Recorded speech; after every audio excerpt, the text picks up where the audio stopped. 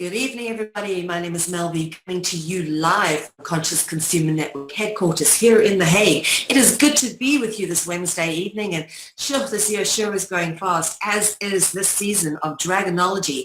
Yes, this is nearing the end of season 3, and it's been an epic season. Boy, we had some amazing discoveries, and we've had the opportunity to share these discoveries on other platforms, not just here. So thank you to the many learned parties who have invited me to share the information as far afield as we could, because it's really valuable information, and we're obviously very grateful for those dedicated and studious people who have stuck through all 3 seasons and who write to us and who follow on so lovingly and so loyally on this body of work and research. It truly is an honor to be able to deliver these episodes to you. So with no further ado, I'm going to go on to episode 11. That's right, there's only 2 more episodes left of the season, but episode 11 is going to be epic.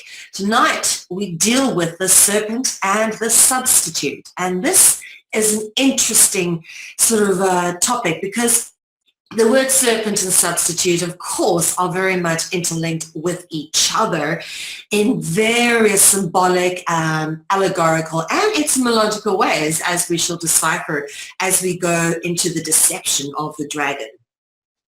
Now, we've dealt with the theme of the substitute previously in Dragonology.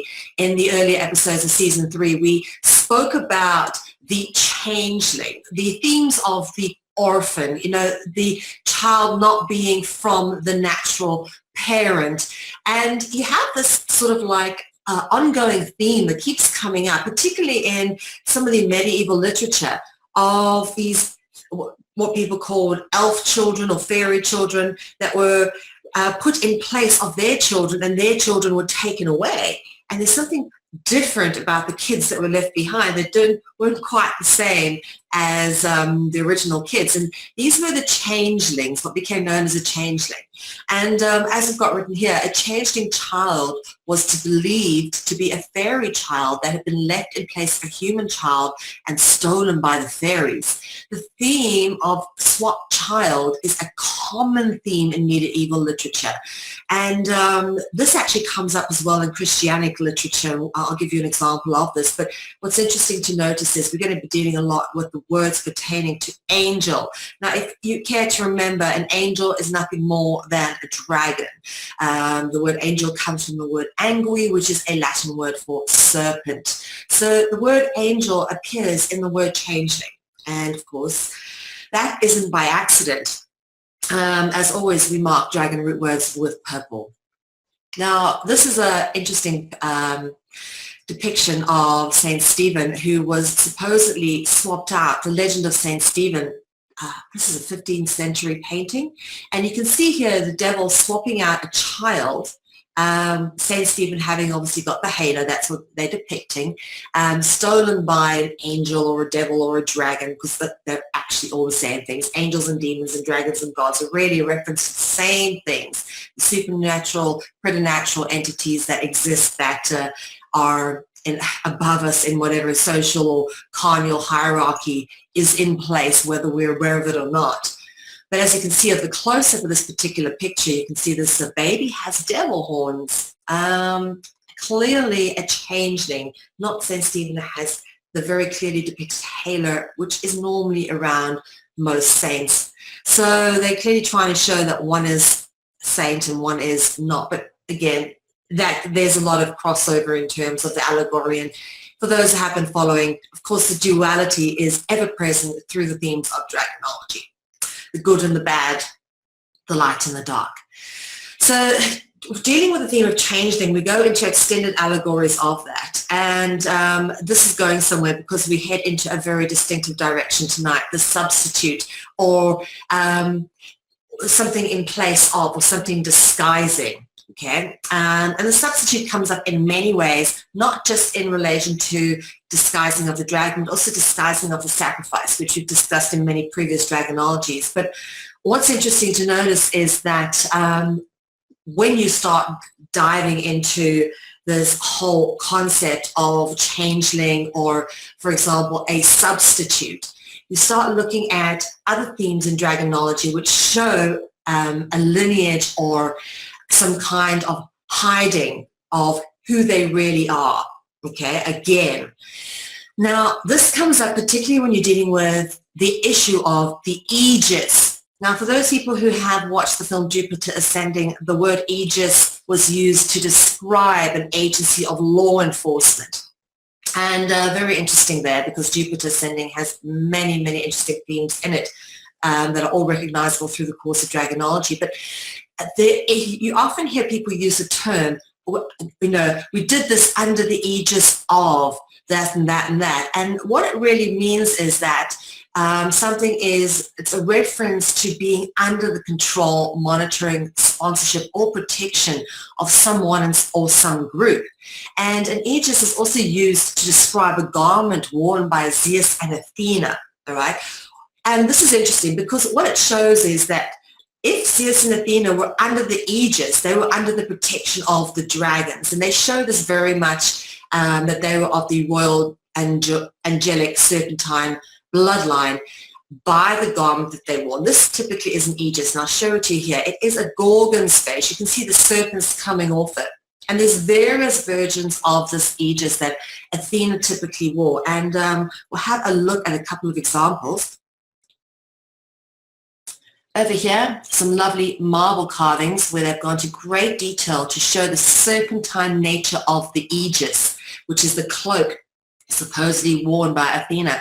Here, interweaving serpents, and in the end, he's actually holding a serpent, which seems to be linked or weaved into this cloak or this aegis that she wore. Again, here you can see the Gorgon's face with the serpents beautifully carved in on the edge of this aegis. Let's see what else we have. Here's some more versions of the aegis. Of course, the aegis is also described or depicted as scales, as one would find perhaps on a dragon or a serpent.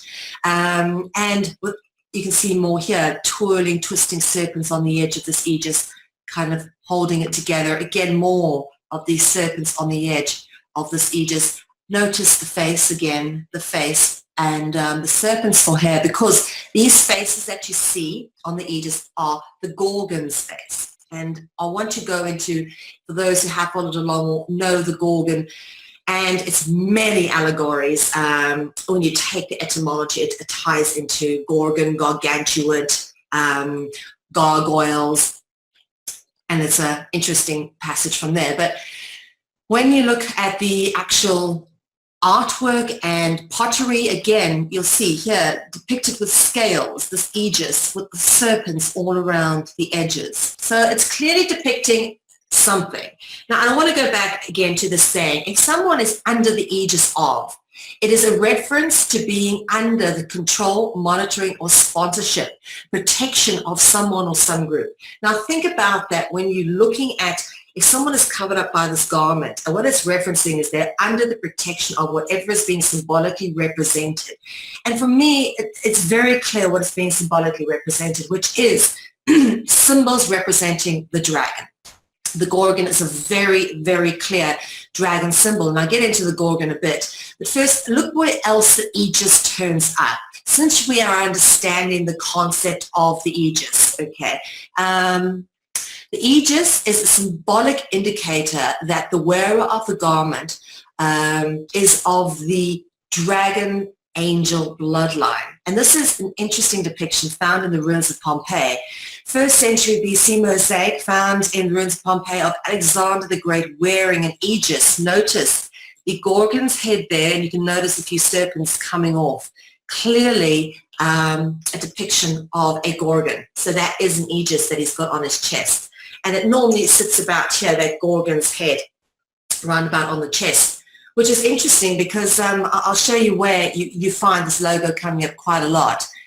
But here's a reconstruction of the Gorgon temple, and you'll notice again lots of serpents surrounding the Gorgon. Here's another depiction of the Gorgon, this time with wings. So it's an angelic-like being, an angel stroke dragon being, which again are one and the same. Notice the serpents coming off the head. Various depictions of the Gorgon, so you can get an idea of what the Gorgon was represented as and how it looked. Here's typically what are the stylized versions of the head of Medusa, the most famous of the Gorgons. And you'll notice again the serpents coming off, because if you remember, Medusa had serpents for hair. You'll notice here the serpents coming off the head. This is a mosaic, okay? And also interesting to notice, what are these? These little guys here are the wings that you see here, because quite commonly the dragon serpent angelic bloodline were depicted with wings either on their back or on the sides of their heads, as is the case, for example, with Attis and Mercury and Hermes. You'll commonly see them with wings on the head and wings on the feet. In fact, if you go back to these depictions of the Gorgon, you'll notice as well they've got the little folds which represent wings on the feet. Serpentipedous, meaning they are dragon-footed. Now, this is typically a stylized depiction of the Gorgon Medusa. You'll notice the serpents wrapped around her chin, again with the wings on the head. And it is what became the face of Versace, or the Versace logo. I've been through this several times for those of you who are aware. And you'll notice the Versace logo also looks like undulating snakes, the way it's kind of covered in around with that very geometric design. But you can almost imagine this as some kind of shield, because sometimes the aegis was worn on a shield or as a breastplate. And this very much looks like it could be a nice logo on a breastplate. And I think that is the intention when they created the Versace logo, is they are saying we are under the aegis of the dragon. In other words, this is how the fashion world works. And that those who get very, very big and are entitled to charge lots of money, and who get the celebrities coming to and spending money at their ridiculously priced boutiques, is because they're all interconnected into these behind the scenes occult parties, sacrifices, rituals, etc. And it's very obvious when you start to look at the symbolism that these very exclusive high-end brands use. And Versace is a good example of that. Anyway, before Versace sues me, moving on. Another example of this being behind something or being substituted as something else is the concept of the mask. And we've gone into this when we've been dealing with theatre and talking about how theatre has evolved as part of a ritual. The concept of the mask is deeply symbolic, conveying the representation of another character other than what one is. And that is what a mask does, is you are representing something else. That's why you wear a mask in theatre. And of course, theatre was developed as a form of ritual. We look at the city Dionysia in Greece, they were actually a religious ritual in honor of Dionysus, the sun god. Now, the words theatre and of course thespian, which is a word for an actor, theatre has the key dragon root word THE, and thespian actually has two key dragon root words, obviously the THE, but also the SPI, which is common in spy, speak, spell. Interesting. Now, moving on a little bit, it's interesting because you go on, I've worked in mainstream media first as a model, so posing was something we did, but also then I did a lot of theatre when I was in college, etc. And pose seems to be a natural coming on from kind of wearing a mask. Okay, so you're on stage, you're posing as something else by wearing the mask. That's where the word pose comes in.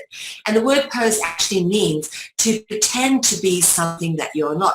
That's what it says in the Cambridge English Dictionary.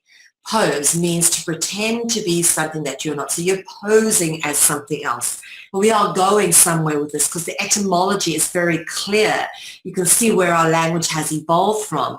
The word possess, okay, obviously having the root word pose in it.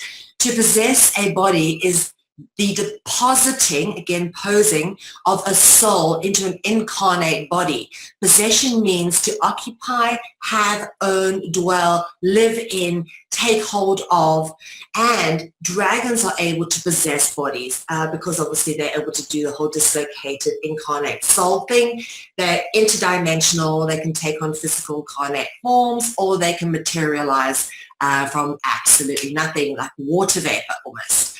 And this is, we've covered all this theming in other dragonologies. Please do go back and watch this to see how this all ties in. But you'll notice here the words pose and possession come from this word group.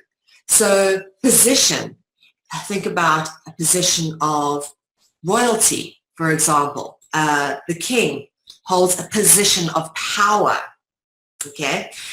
Interesting to start seeing where these words evolved from. Interesting to notice the word pose is also in the word Poseidon, one of the most prolific of the Greek gods. Poseidon was one of the 12 Olympian deities in ancient Greek religion and was the god of the seas, waters, and of earthquakes and horses. Now, for those who have watched my lectures on the secrets of the Kalahari, I talk a lot about Atlantis. And Atlantis had a temple of Poseidon in the most central of the concentric rings, which supposedly made up of Atlantis. And it was actually on Atlantis that horses were first domesticated, which is why Poseidon is often shown being drawn by aquatic horses with like aquatic mermaids' tails or dragons' tails. Interesting to notice that you have the flying versions of the horses as well, being the Pegasi. But this is known as a hippocampus when it has a tail and is an aquatic horse. And normally the hippocampus pull Poseidon along in a carriage, or Poseidon is riding on the backs of this hippocampus. They're normally shown as 4 of them. Now, throughout history and in various mythological texts and artworks, references have been made to beings with supernatural qualities. Now, dragons are these beings with the supernatural qualities that we are always talking about. And these dragons who are able to enter into various incarnate forms, sometimes human, sometimes animal, and sometimes hybrid form, okay? We've gone through all of those variations and we've distinguished each category quite clearly. But the theme of actually being able to leave one body and enter into another and live in that body was very clearly demonstrated in the film Avatar. Beautifully done. Of course, this is directed by Jesuit puppet James Cameron, who also directed another very high-grossing film, being Titanic. And the Titanic disaster, again, was all plotted out, an insurance scam. It's not even the Titanic that's at the bottom of the ocean. It's the Olympus, which, yeah, do a little bit of research on that. But there were people who knew before time the Titanic was going to get sunk. There's clear indication of this in the records if you do a bit of research. But not wanting to go there, when someone goes and throws that amount of money at making a film to cover up the sinking of a ship, you know he's working for the dark side, you know.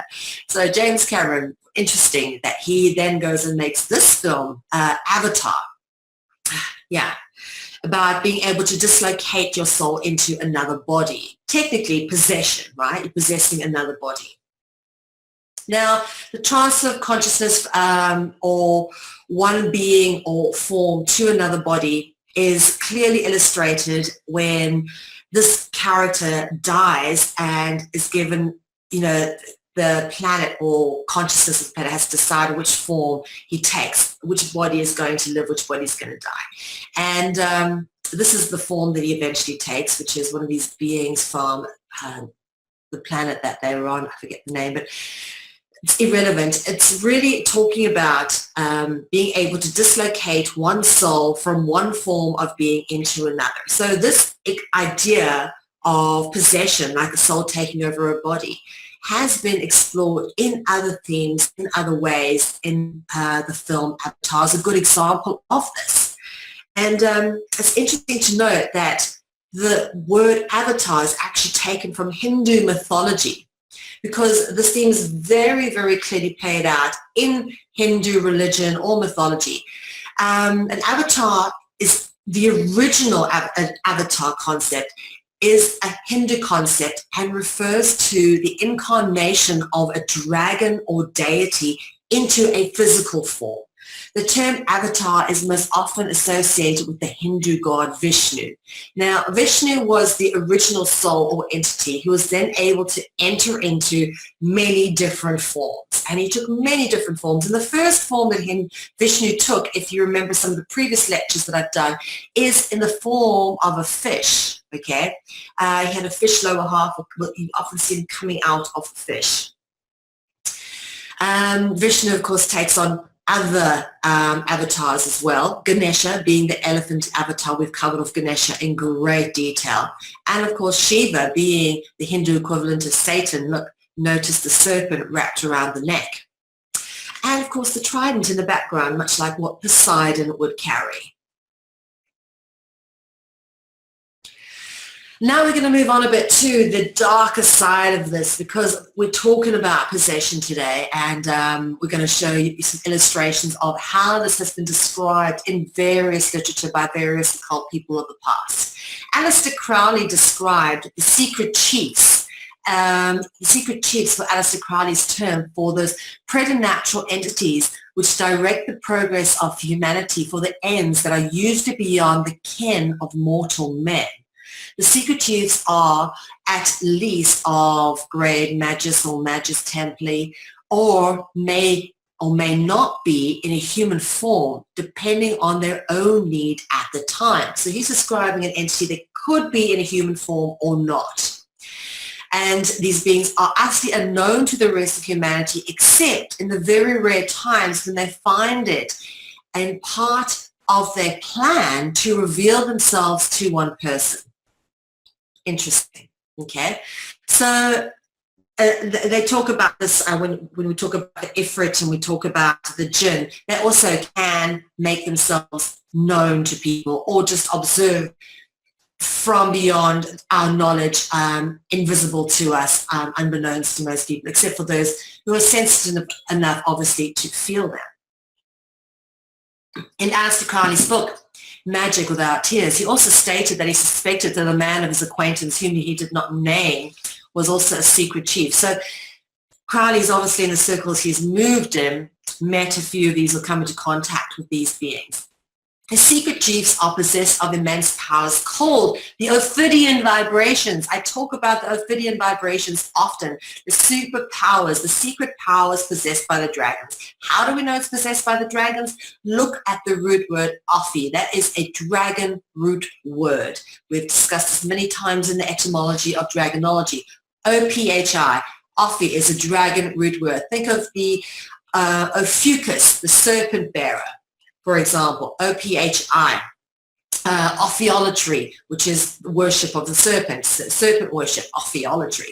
O-P-H-I is a serpent root word. It is clearly a Latin word for serpent. So the serpent vibrations, this is the immense powers that the secret chiefs possess, the serpent or Ophidian vibrations, which allow them to insinuate themselves into any desired set of circumstances, perhaps by possession, by taking over somebody's body, okay? So these powers allow the secret chiefs to induce a girl to embroider a tapestry, almost like becoming an inspiration or a muse. That's where the word muse comes from. We get the word music and museum from the Greek muses, which are also gods of inspiration, able to insinuate themselves into circumstances to inspire people to create works of music, works of art, tapestries, for example, or perhaps something more sinister like initiate a political movement to culminate in a world war, all in the pursuit of some plan wholly beyond the purview or the comprehension of the deepest and subtlest thinkers. Wow, profound. You know, I know people really have a disdain for Aleister Crowley, being one of the most evil people who ever lived, supposedly, self-proclaimed as well, that. But if you read his work, he's a very intelligent man, and a lot of truth has come out in his observations moving in these circles of the occult. Now, in various occult movements, the secret chiefs are said to be transcendent cosmic authorities, a spiritual hierarchy responsible for the operation and moral caliber of the universe, or foreseeing the operations of an esoteric organization that manifests outwardly in the form of a magical order or lodge system. Their names and descriptions have varied through time, dependent upon those who reflect their experiences of contract with them. They are variously held to exist on higher planes of being or to be incarnate. If incarnate, they may be described as being gathered at some special location or scattered through the world working anonymously. Very interesting. Now, it's interesting to note that these sort of cosmic beings are identified by various interesting occultist type figures of the past. For example, one of my favorite, Helena Blavatsky, Madame Blavatsky. She started a religion called Theosophy. Interesting to notice the dragon root word over here, T-H-E, but also the Ophi dragon root word, O-P-H-Y. Obviously the Y and I transliterate out. So two very key dragon root words in there. And Blavatsky was an amazing woman. Interesting to notice her symbolism because she's using the Ouroboros and, of course, the interconnecting six-pointed star. Look over here, we've got the circle with a cross in the middle, which is then stylized into what became the swastika. And his stuff was written long before the Nazis came into power. So it's interesting to notice all these symbolism that get used. But what I love the most is this over here. There is no religion higher than truth. Very, very interesting she writes that because her work is fantastic. I've got both the books of The Secret Doctrine, books 1 and 2. And Theosophy was a blend of Western occultism and Asian philosophy, proposed the existence of a secret chiefs, secret chiefs called the Great White Brotherhood. That's what she refers to them as. Now, later offshoots of the Theosophical system use the terms ascended masters. Now, the ascended masters are those who are believed to be spiritually enlightened beings who in the past, in their incarnations, were ordinary humans, but who have undergone a series of spiritual transformations originally called initiations, perhaps through a lodge system, perhaps on this dimension, or perhaps in another dimension, supposedly.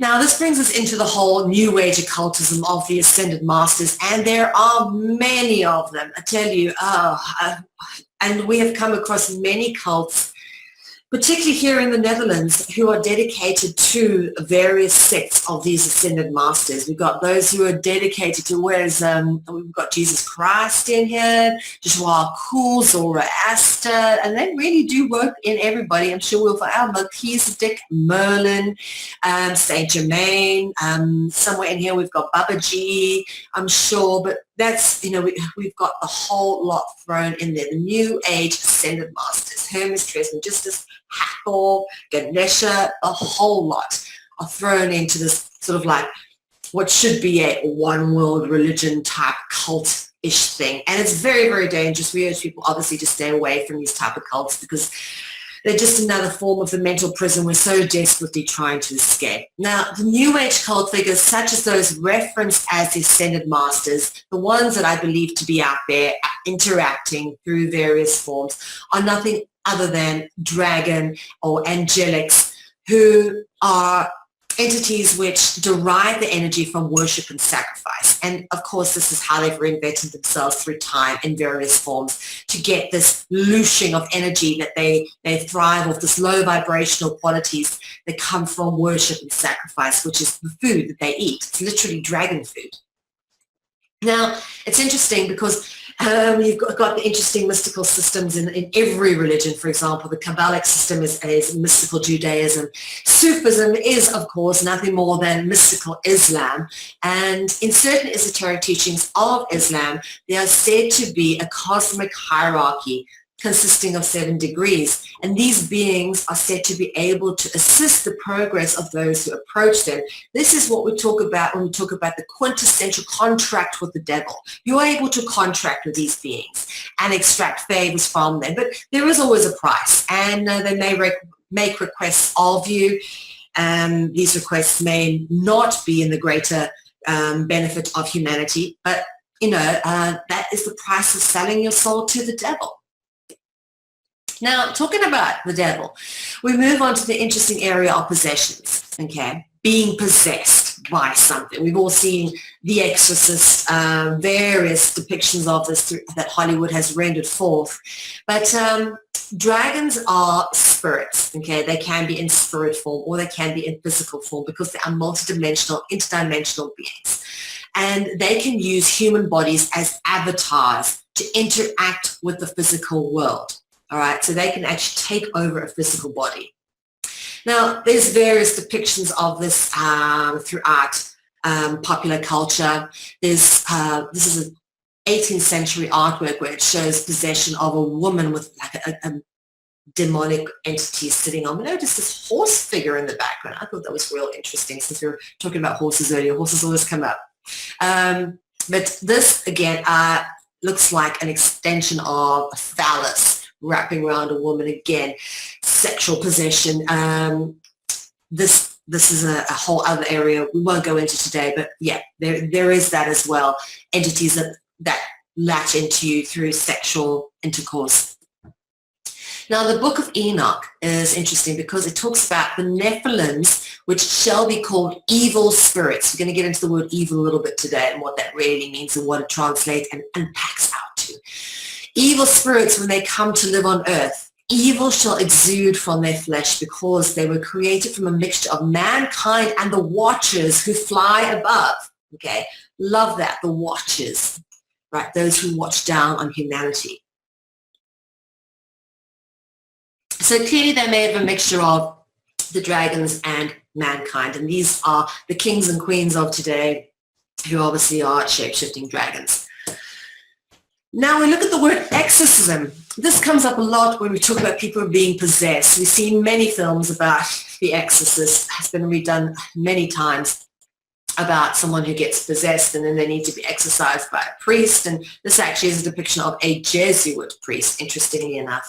Notice the demons over here hovering around in the background, the cross directing its power at this possessed being. But what's interesting to notice is the word exorcism, or to exorcise entity out of someone, is not written the same way you would write if you were, for example, going for a jog type of exercise. No, there's a special kind of spelling. Now, the process that references is exorcism. We're talking about the exiting of the orc, okay? Look at that, ex-orc. That is what an exorcism is. It's exiting of the orc or the orcus. That is what this is known as. An orcus in Roman religion, we're talking pre-Christian Roman religion, was a Roman god of the underworld, so a demonic entity, demonic being. And orcus obviously contains the key dragon root word, or. We've covered that off. It is the most common dragon root word we come across. Now here's various depictions of the orcus, how it has been depicted. Now notice the mouth theme. We're going to cover off the mouth theme going forward again, but orcus is normally depicted as a massive mouth. Now this is one of the carvings at the Garden of Bomazzo, which I'd love to go and see in Italy, actually created by Pier Orsini. Now the word Pier is a dragon root word, and Orsini has the dragon root word or in it. And the Orsini family are of course responsible for putting, I think it's 4 popes from their family bloodline. They are what we call black nobility, papal royalty.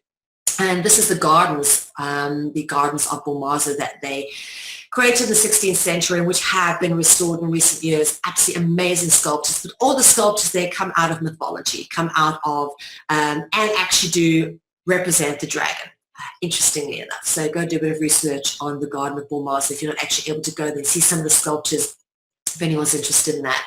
Now, other interesting depictions of a hell mouth kind of, or orcus mouth, which, is able to open up and eat human beings. And of course, these dragons are depicted as devouring human beings, devouring babies. And this is obviously done through the process of sacrifice. But when you go to hell, they talk about being eaten by hell mouth, the dragon's mouth, okay? Very interesting. Go Google hellmouth and see how many Christianic artworks there are from the medieval ages and the 18th century, particularly. And it's a very scary depiction of hell. Hell is this mouth that's going to eat you, and that you're going to be eaten alive by this hell-like monster, which is a big mouth. Now, interesting, the word oral has the O-R dragon root word. Also, the A-L is a very key dragon root word. That is the Arabic transliteration of the E-L, which is the Hebrew translation of the I-L, which is the Latin translation. So Il, L, and A-L. So oral, okay, contains the key dragon root word or. Now, this is very interesting because the word oral, as you said, is linked to mouth. Of course, we've been dealing with the mouth theme with the orcus. But when you're talking about the dragons, they're quintessentially described or known as the talkers, that which gave us our language, our articulation, our assonance, the way we go about communicating. Okay, so interesting to notice that the words speak and spell, we spoke about this earlier when we spoke about the root words SPE, key dragon root word SPE or SPI, the E and I transliterate out as is common for the vowel sounds. So speak and spell. Now, words are spells, and in modern day speak, we would actually use, instead of the word spell, we'd use program. Our modern day language is nothing but a program. We access our reality through the language that we use.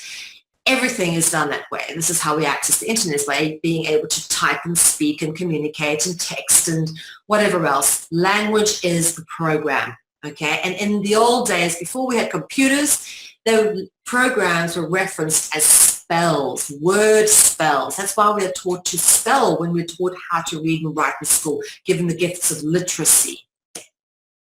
Now, we spoke about the word evil, and we said we're going to obviously unpack it and show how this is an interesting word and how it ties into so many different themes pertaining to dragonology.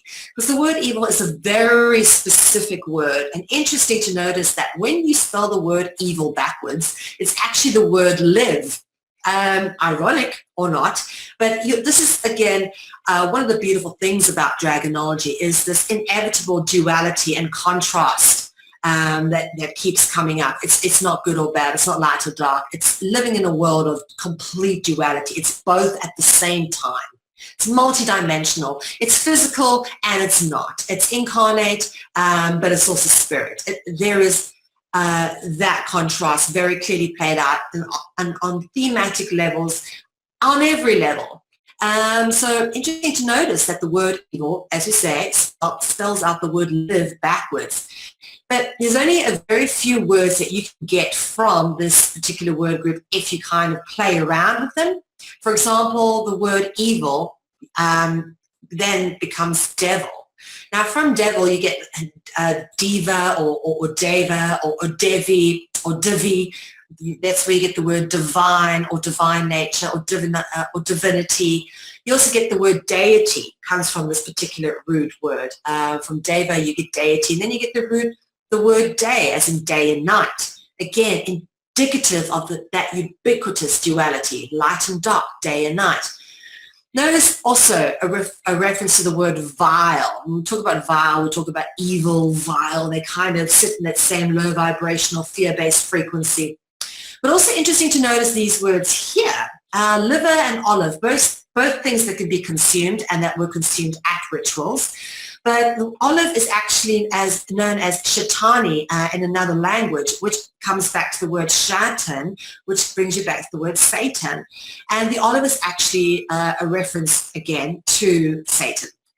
We'll talk about this when we talk about the weeping virgin and the Father Time cutting the virgin's hair. She's laying olive branches on the altar, a reference as to the sacrifice, obviously, to the satanic gods. But the word liver is interesting as well because it's got the word live in it, okay, evil as well, if you spell that backwards. But you can also get, if I look over here, yeah, liver. Now, we've spoken about heptamancy in previous dragonology, and heptamancy is the art of reading of the entrails. And this is what they used to do in ancient religions, is they used to cut open a person or an animal, pull out their organs, and you would have a heptamancer who would read the organs and be able, supposedly, the entrails would be able to tell some fortune of upcoming war or what advantage the kings had. So that's a huge practice, heptamancy, the reading of the organs, particularly the liver. And people, what they used to do is actually they used to sculpt clay livers and draw a little talisman, symbolic talisman. In fact, if you go and look up Etruscan heptamantic livers, you'll notice there's various clay livers which have been sculpted to look like a liver. It's a clay sculpture of a liver with little engravings in old Etruscan language, which are actually the recording of spells and fortunes. Very interesting. So all of this ties in together into the same vital themes, and it's not an accident that these particular words all come from the same root word group. Now, we're going to talk about the word spirit, because obviously we're talking about the Book of Enoch referencing evil spirits. The word spirit is one of the most telling with regards to dragon etymology, as it contains two very key dragon root words, of course, being SPI, as we spoke about SPE being the root of speak and spell, all right? SPI, a key dragon root word, but also the word writ, very key. Let's go and have a little look. SPI, okay. The key root word in dragon etymology, as we've already spoken about, and it turns up, for example, in the word spy, to look, okay, to peer. Then, of course, spiral. Dragons or serpents are often depicted as spirals. Speak, spell, spit, as in spit venom, like a serpent would do. Spin, sin, six, and sex. And that's how it kind of evolves out. Look, the six-pointed star, for example, as we saw in the Blavatsky depiction. The word writ, also a key dragon root word, is present in important words such as ritual, rite, as in a religious rite, right as in right and left. Again, a depiction of the duality, right and left, the opposites of each other, okay? The word right as in handwriting. Ivrit, which is the Hebrew word for the Jewish language, okay, for the Hebrew language. We talk about writing Ivrit, right? When we write Ivrit, we're writing Hebrew. Ifrit is Arabic classification of a jinn or a dragon or an angel. Ifrit, also with a writ word there. Interesting to notice, we go on to a new group of words which also reference the whole concept of possession. Now, the word host, we've dealt with this in previous dragonologies, but we're going into a different area pertaining to host. The word host can be used to imply possession, okay? Great film to see if you want to go get an idea of this is the film The Host, which talks about an alien race coming to Earth, and then obviously taking over our physical beings, again, riding our bodies like they were avatars, and our consciousness is being suppressed or gotten rid of. But what is in the bodies is certainly not the original conscious. Again, very interesting. So this is a film for you guys to do a little bit of homework into this whole avatar concept again. But what we're doing here is we're going to look at in terms of playing host or hostess to someone in your home. Think of your body as your temple, your home, okay? And this is where the whole concept of playing host to someone in your home, because somebody comes into your home, okay, as a guest in your home. Now, interesting to notice that the word guest and ghost are etymologically cognizant with each other, but you start looking at, this is very interesting. The word hostile, obviously, has the root word host in it, but look at the name, the Lord of Hosts. It actually occurs 261 times in the Old Testament. The word host is a translation of the Hebrew word Sabbath, which means armies, a reference to the angelic or dragon armies. That's interesting because the Latin word hostis means enemy, henceforth hostile, right? Hostis means enemy in Latin, all right? So again, it's pointing out that humanity's best interests aren't always on the forefront when it comes to these beings.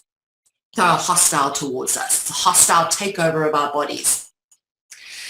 Hospitality, all right? This is interesting. Hospitality refers to the relationship between a guest, okay, etymologically cognizant with ghost, between a guest and a host, wherein the host receives a guest with goodwill. We allow a being into our body or into our temple, which is the home in which our soul lives in. Our body is the home in which our soul lives in, okay? So you see the reference there.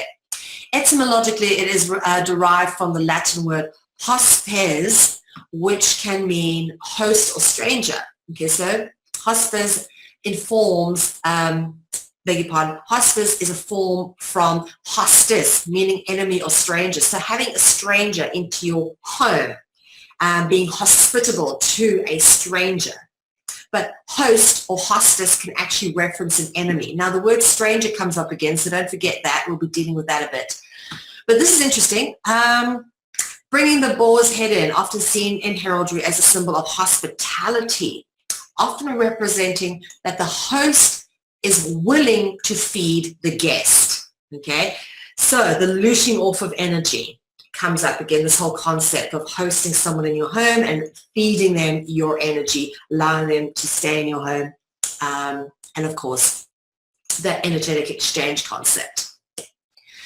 This brings in the theme of the Hospitalia, because this is an interesting place to go with this. For those who don't know what the Hospitalia were, the Order of the Knights of the St. John of Jerusalem, also known as the Order of the Hospitalier or Knights of the Hospitalier, is a medieval Catholic military order that continued into the contemporary order known as the Sovereign Military Order of Malta, which remains a sovereign military order subject to international law.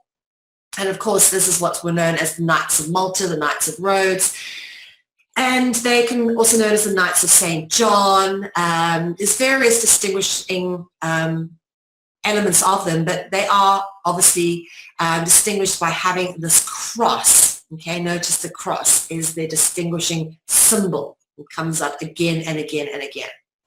For example, in the hospital logo, you'll notice that that's where the cross is. The word hospital comes from the word hospitalier, because of where these guys started, the first hospitals, okay, which was interesting to know.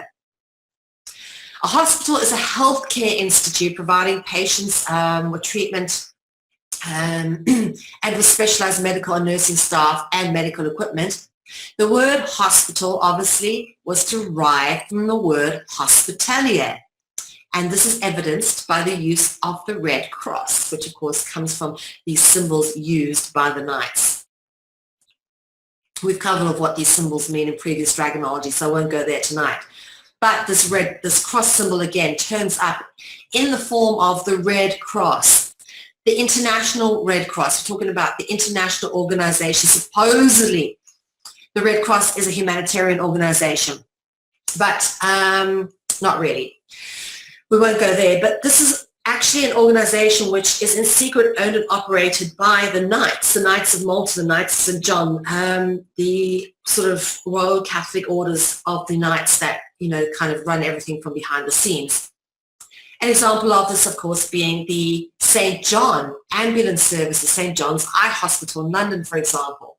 All these medical institutions, notice how similar this logo is to this logo. Of course, you've got the double circle with a cross in, here the double circle with a cross in it.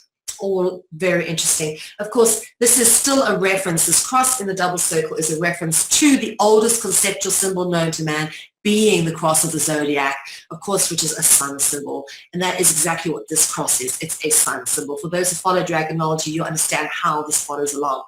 But so it's interesting to know, and I do want to talk a bit about the etymology here, because this goes to an interesting place. Again, it shows just how much our etymology that we take for granted is actually rooted in the origins of where the hospitals and stuff came from. Now, we talk about St. John's Ambulance. I lived in London. I remember this logo. The Order of the Knights of St. John actually run the ambulance services, and the Queen of England is the head of the order in England.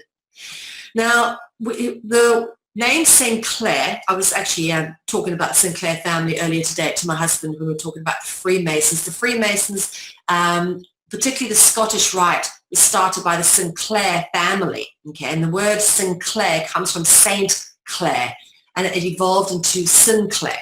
So you have these saint type names which evolve into other names. For example, St. Clair evolved into Saint Clair. St. John has evolved into St. John. Okay, you commonly see this coming up as a big company known as St. John, for example, but it actually derived originally from St. John, much like St. Clair is where you get Sinclair from. But here's what's interesting is Sir John, okay, is where you get the word surgeon from, S-U-R-G-O-N. Sir John, for example, Saint John. And if you are knighted, okay, you become a surgeon, okay. Now, a surgeon in medicine is a person who obviously performs operations usually in a hospital, okay, which is gotten from the word hospitalier. Interesting to see where this language actually originated. Now, one of these organizations, the Red Cross, interesting to notice, as I've spoken about originally, I've said that the cross is a sun symbol. And for me, the most evidence of this comes up again when we talk about the International Red Cross, which has extended into the Red Cross and Crescent Moon. And the reason they've done this, obviously, so they can take this organization into Islamic countries without offending the Hindu and Islamic people too much. Because the crescent moon is a common symbol used in many religions, including Hinduism, Islam, and Christianity, believe it or not. But yeah, the Red Cross and Crescent Moon is an extension of the International Red Cross organization. Interesting that.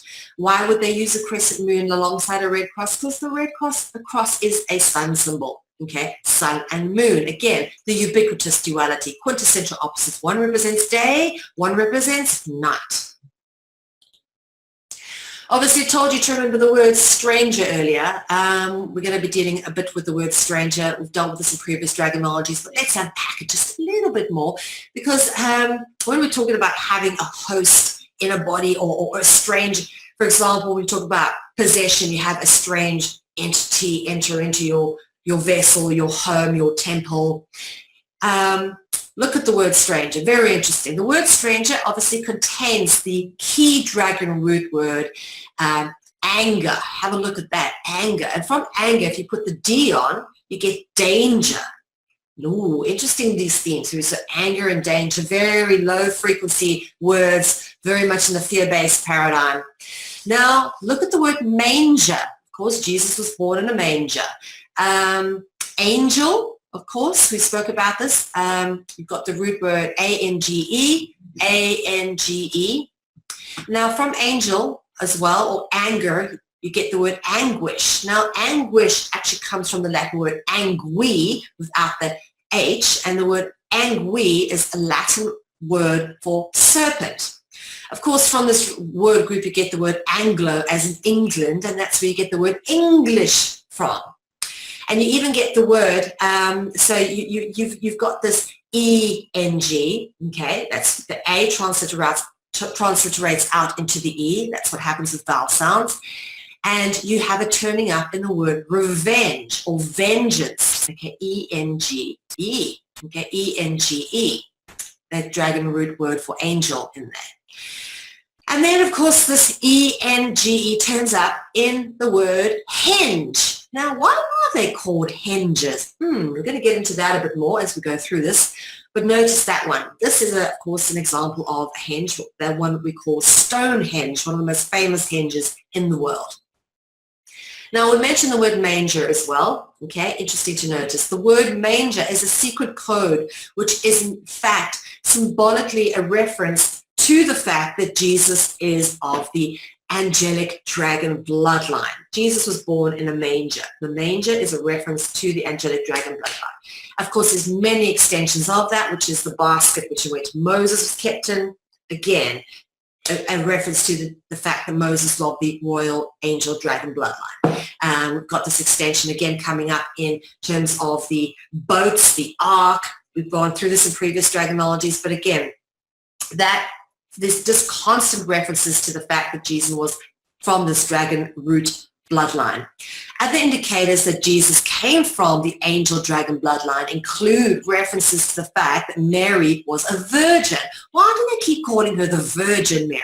Because the word virgin is a code. It doesn't mean a woman who's never had intercourse, okay? Both the root words ver and jin are key dragon root words, okay? Let's have a look at them because we're going to deal with a few of these tonight. Ver turns up in the word Viracocha. We're going to get into Viracocha a little bit later.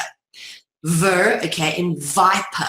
vampire, Veer, we get into Veer, the De Vere family is one of the oldest dragon bloodline families, as in Queen Guinevere, okay, werewolf, and weird, okay, weird. Anyway, Jesus was said to be born of immaculate conception. Again, that meant that Mary was a virgin. The word immaculate comes from the Latin word eaculus, meaning serpent, okay?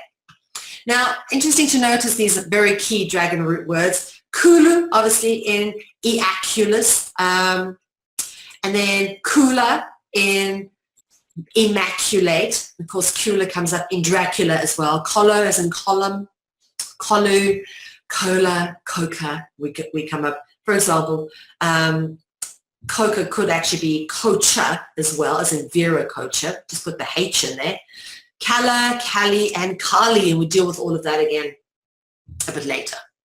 Let's deal with Viracocha first, okay? Viracocha was considered to be the creator god, and he was the father of all other Incan gods. So this is a Mesoamerican god. It was said that he formed the earth, the heavens, and all living things. He traveled far and wide, teaching humanity and bringing them the civilized arts. Now, the civilized arts are thought to be things like reading, writing, script, agriculture, farming, fishing, all those that's the civilized arts. So he's thought to have brought in civilized arts before he headed west across the Pacific, never to be seen again, but promising to return. In his absence, lesser deities were assigned the duty of looking after humanity. Interesting to notice Viracocha holds in his hand, of course, serpents. And the serpents tend to have little birds' heads on them, which is interesting because, again, the bird in many of its forms is an extended theme of the dragon. This comes up again and again for those who have been following on in Dragonology. Now, look at the word Viracocha. Very interesting. We've already spoke about this. Ver, okay, as we spoke about, key dragon root word, links into many other key words, including Viper and Venus. And then Kocha, as we've already spoken about, breaks down into the key dragon root words, Koka, Kolu, Kala, Kula, for example. And there are various extensions of that. For example, here are the words that come from this group of root words: column, Columbus, Columbia, colon, collide, collude, collar, Coca-Cola, interesting, Dracula, immaculate, ejaculate, cloud, clown, California, Kali, and Kalia. That's when you start talking about the Hindu gods.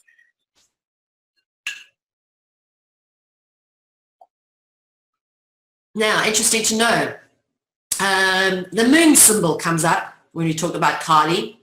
This is a picture of Kali, the Hindu goddess, often portrayed as standing or dancing on her consort, the Hindu god Shiva. Now, these gods like to dance on each other. They really did. It's interesting. It didn't mean necessarily a bad thing or disrespect, but they danced on each other.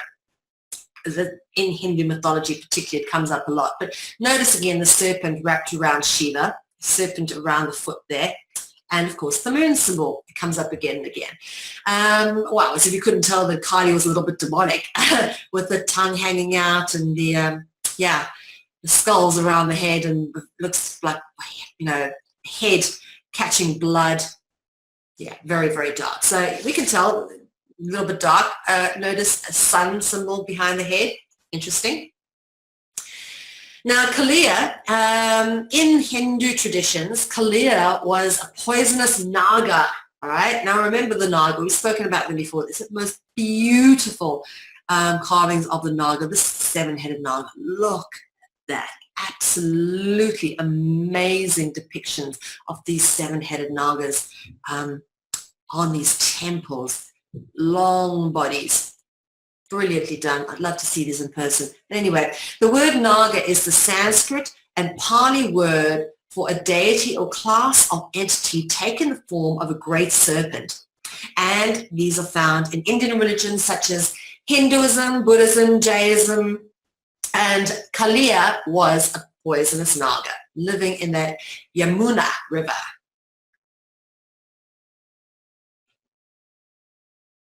Now, Krishna is also, we're talking about these gods dancing on each other, this is an interesting thing because Krishna, who is the Hindu version of Christ, Krishna is depicted as dancing on the subdued Naga Kaliya. These are the various depictions, and these are the serpent maidens that worship Krishna as he dances on the head of Kaliya. Interesting to notice. And here they're depicted in water. Here they're kind of not depicted in water. This could be water. I'm not entirely sure, but you can see that's a very interesting depictions of that. This is an 18th century depiction of Krishna dancing on Kaliya, and this is a 16th century depiction.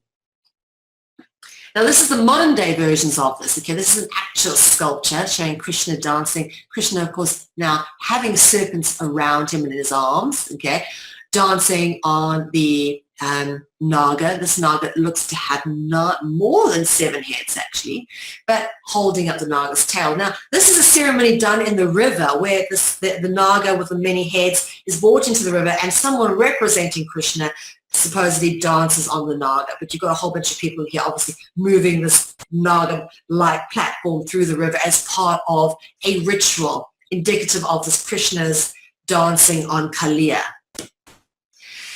Okay, let's deal with the words weird and strange, because they have come up as in stranger and weird from veer and viper and that root over there.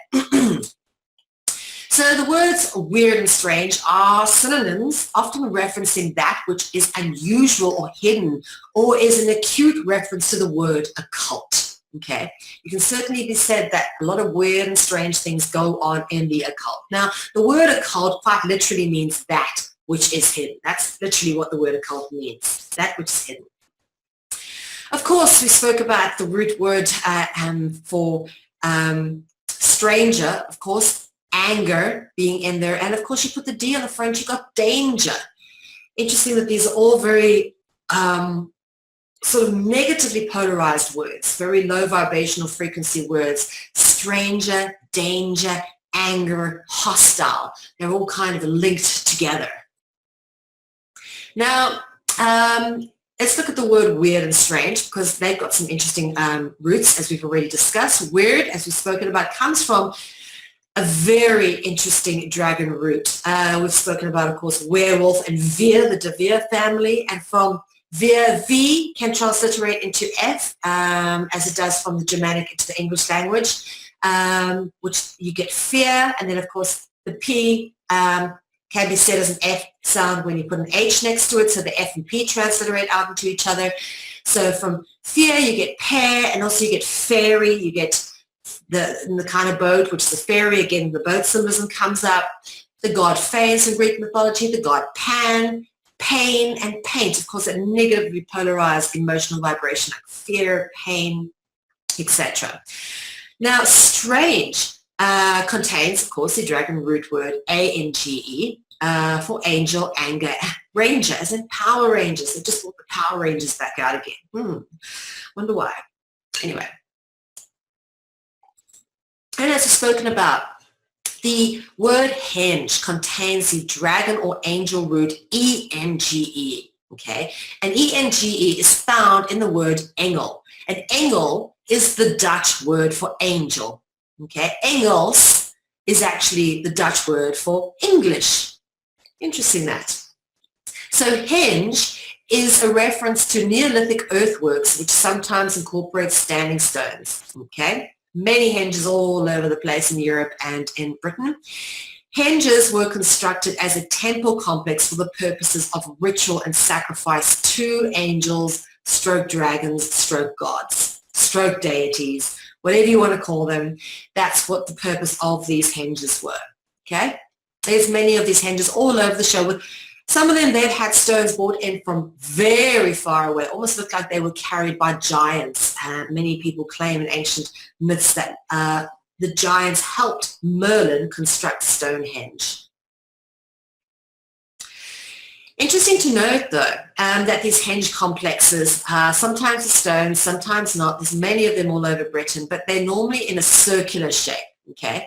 And sometimes the standing stones were taken out, broken down and hewn into little square chunks, which are then used to build the churches. So they pulled these massive standing hinges down, broke the stones down, and put a church in the middle of the hinges. You'll find this often in Britain, that you've got these hinges minus their stones, but the earthworks are still there, obviously, and the church in the middle. Churches were often built on sacred places, obviously, where ley lines and energetic vortexes were. Yeah, so this is quite a common thing you'll find. These churches being built in the middle of hinges. I think this is Knowlton Henge, actually. Now, we're going to have a look at the word angel. As we spoke about, we've been referencing it the whole way through. The word angel, of course, coming from the Latin words anguium or angui. That's where the word angel originates, from the Latin words anguium and angui, which, of course, are both Latin words referencing serpents or dragons. Okay, and typically the angels are depicted like that. And angels turn up usually in churches. Interesting that. Angels and churches inextricably linked with each other. Sorry, that's kind of crept off the top there. But angels and churches, you'll always see angels in churches. I've yet to come across a church that does not have angels depicted in them, particularly in Europe. Interesting to notice the word church and circle and how they are linked, because as we said, hinges are normally in circles, and you'll quite commonly find churches built inside a hinge. The word church stems from the Dutch or Germanic word kerk or kirk, okay, from which you get the word cirque, right, being the root word of circle, okay, and the EL, of course, L-E-E-L, cirque L, L also being a dragon root word, but cirque, interesting enough, comes from kirk, which is, of course, church, which is a reference to the circular. And we come full circle again, because we've spoken about the Ouroboros already as Blavatsky's logo, but interesting to notice that the Ouroboros is a circular shape. Interesting to notice the kind of symbolism that is associated with the Ouroboros. The serpent or the dragon symbolism depicting the sacred cycle of birth, death, and rebirth, upon which many rituals are based. Of course, we know that many of the rituals that we commonly engage in, Christmas, Easter, Halloween, all happen once a year. That means there are solar rituals that are bound in the cycles of the sun. And that is exactly what this depicts, is the ubiquitous cycle of birth, death, and rebirth. Because, of course, the sun dies in winter and is reborn in summer. And that is played out in many mythologies. We talk about, for example, Persephone, who disappears in winter and comes back in summer. As we say, all of this ties in together into these ritualistic cycles. So that is how the circle ties into the cycle of the sun and rituals. If you've missed anything, please go back and check out the previous episodes of Season 3 of Dragonology. It has been an epic season, and we've certainly covered a lot of ground. And Seasons 1 and 2 are also available, so if you have missed those, feel free to go and watch those too. You can see them on dragonology.info. Also, feel free to download a copy of my ebook, Dragonology Book 1 Spellbreaker. After the season, I'll be taking time out to write book 2, but if you use the discount code Dragonology S3, that's for season 3, Dragonology S3, download a book for normal cost €25, but you get a €5 discount. So if you use the discount code, it only costs you €20. So support our work, guys. Go help yourselves to a book and help us keep bringing you this information. If you've got any questions, feel free to get in touch. Do write to me at info@consciousconsumernetwork.info. Why do I keep getting that wrong? It's info@consciousconsumernetwork.tv. My apologies. That is the correct email address. Do check out the rest of our broadcasts on the broadcast guide, which is updated weekly. And of course, everything is archived on ccn.media. Please check it out. We are migrating our sites at the moment, so if you do check them out, they're down. Go back and check them a few hours later. They should be back up again. We're doing a bit of work behind the scenes, as always, upgrading and maintaining. And of course, our network support fund is available on the consciousconsumer.tv website. Feel free to donate to us. We obviously run a publicly funded network, and we rely on your funding to keep the network on the air. As always, we thank you so much for supporting independent media. My name is Mel V. It is a pleasure to be with you, and we'll see you again for another episode of Dragonology. Good night.